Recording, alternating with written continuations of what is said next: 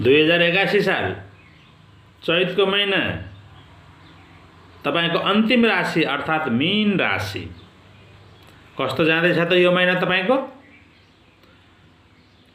षष्ठे सूर्य उच्चाभिलाषी सूर्य तपाईकै राशिमा गोचर गर्दैछन्।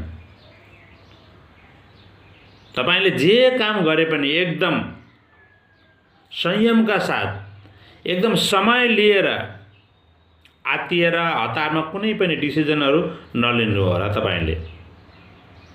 तपाईले पूरा समयको सदुपयोग गर्नु होला। जागिर क्षेत्रमा पनि तपाईको लागि राम्रो छ। बुवाबाट पनि पूरा सहयोग तपाईले पाउनुहुनेछ।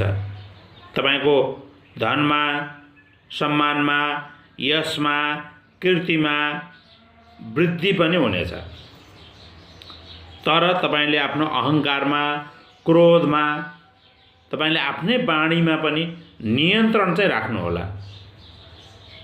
नियन्त्रण राख्न सक्नु भएन भने त्यो गाह्रो हुन्छ तपाईलाई आफैलाई। तपाई प्रतियोगी परीक्षाहरूमा हुनुहुन्छ भने, आयोगहरूको तयारी गर्दै हुनुहुन्छ भने विद्यार्थीहरूलाई एकदम राम्रो छ।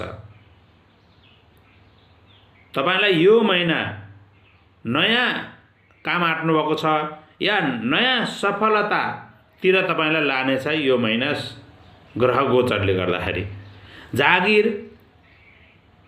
व्यापार व्यवसाय अत्यन्त उत्तम देखिएको छ। तर भगवान सूर्यको आराधना गर्ने, पितृतुल्य जनहरूको मान सम्मान गर्ने,